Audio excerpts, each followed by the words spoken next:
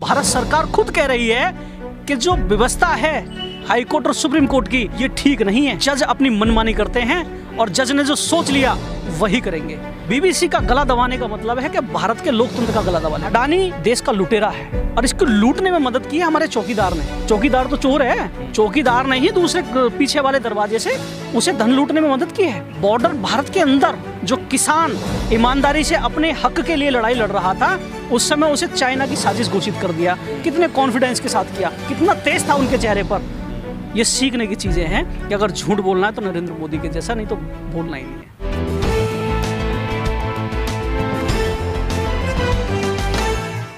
मुकेश भाई बताएंगे, अडानी को लेकर जिस तरह का माहौल बना हुआ है उसको कैसे देख रहे हैं आप? और अभी क्योंकि कल बीबीसी पर भी छापे मारे गए हैं, तो कहीं ना कहीं बैकफुट पर जरूर नज़र आ रही है मोदी सरकार।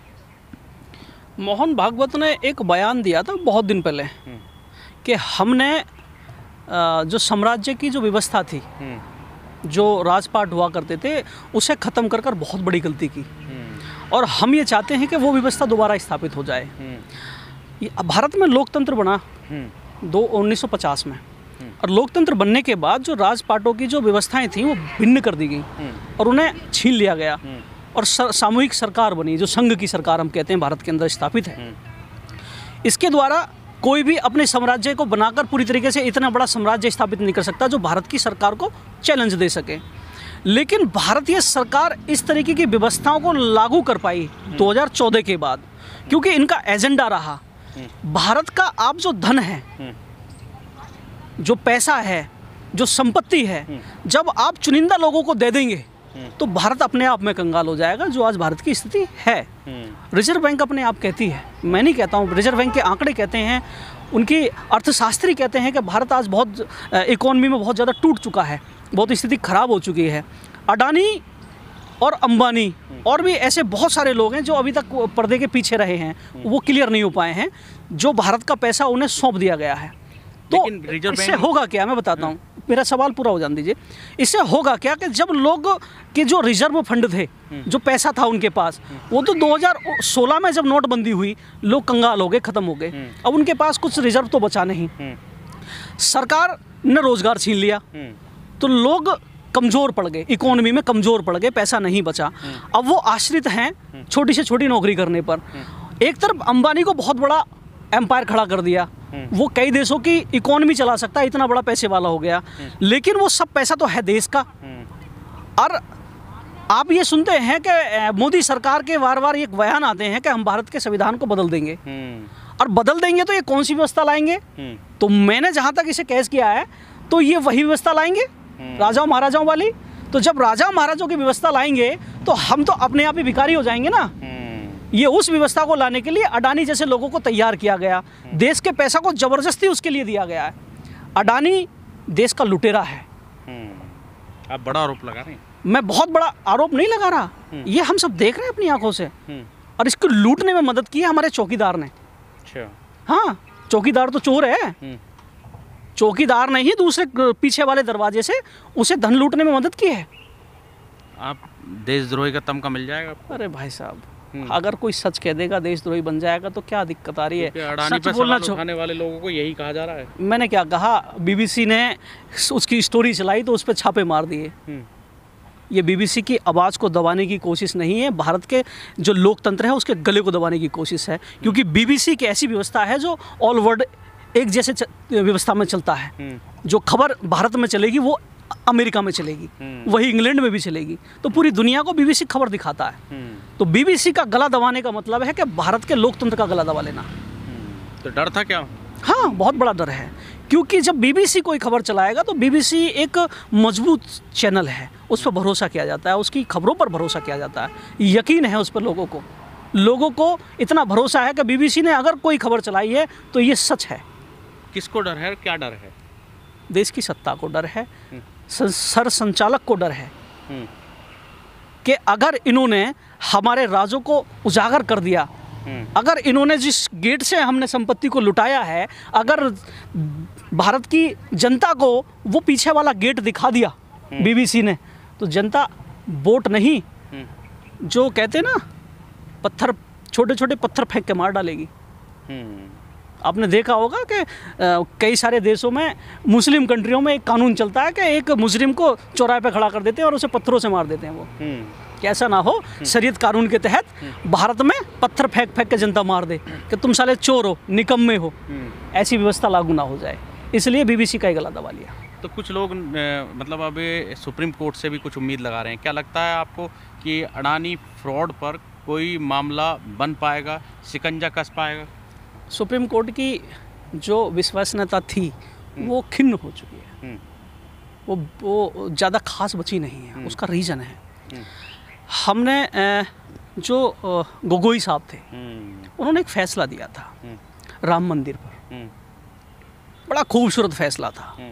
उन्होंने कहा ठीक है, एक तरफ तो उन्होंने मान लिया कि ये ज़मीन मंदिर की है, दूसरी तरफ उन्होंने मस्जिद वालों को कहा कि हम आपको इतनी ज़मीन देंगे, यानी कि वो उन्हें अपने फैसले पर ही भरोसा नहीं था।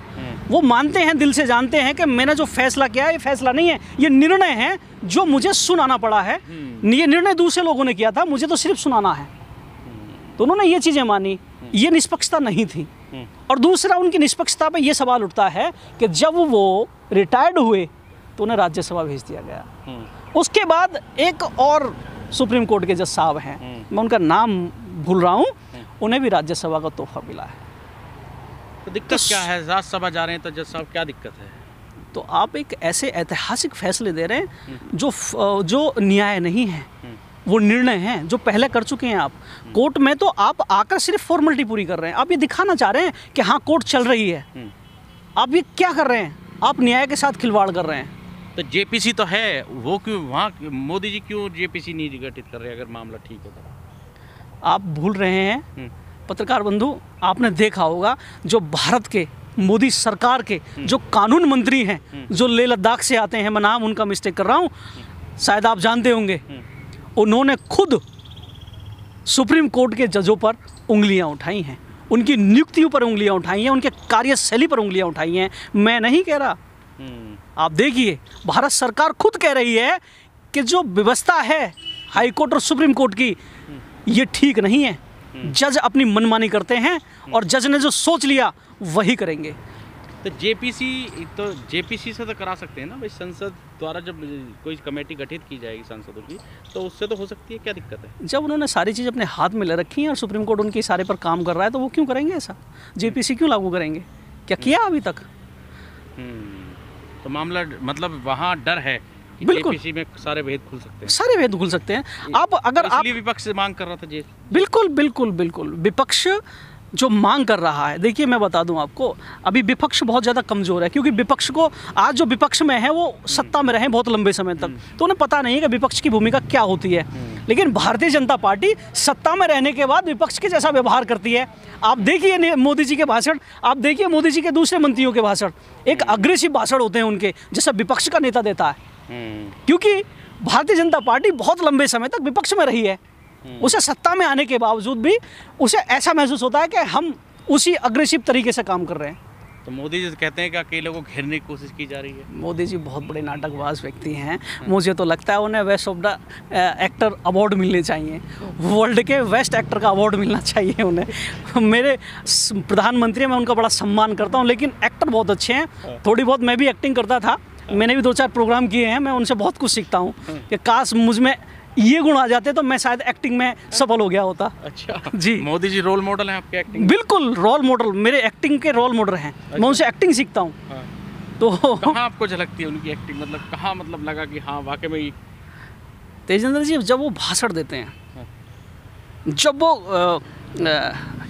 उन्होंने, सॉरी मैं भूल रहा हूँ, उन्होंने 2 महापुरुषों को, ऐसे गुरुओं को आपस में मिलाया था, जैसे गुरु नानक के साथ एक गुरु और थे, शायद कबीर थे, उन्हें मिलाया था कि एक साथ गुफ्तगू करते थे, जबकि उनके युग ही अलग थे, बहुत डिफरेंस था उनके अंदर।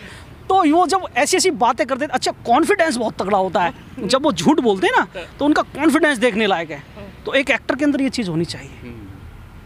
आप देखिए जब किसान आंदोलन था तो उन्होंने क्या कहा कि भाइयों बहनों ये किसान आंदोलन चाइना की साजिश है। उसी समय चाइना के डोकलाम में हमारे फौजी मारे गए। बॉर्डर भारत के अंदर जो किसान ईमानदारी से अपने हक के लिए लड़ाई लड़ रहा था, उस समय उसे चाइना की साजिश घोषित कर दिया। कितने कॉन्फिडेंस के साथ किया, कितना तेज था उनके चेहरे पर। ये सीखने की चीज़ें हैं कि अगर झूठ बोलना है तो नरेंद्र मोदी के जैसा, नहीं तो बोलना ही नहीं है। इस वीडियो में कही गई सभी बातें वक्ता की अपनी राय है, जिसकी पुष्टि हम या हमारा चैनल नेशन टाइम नहीं करता।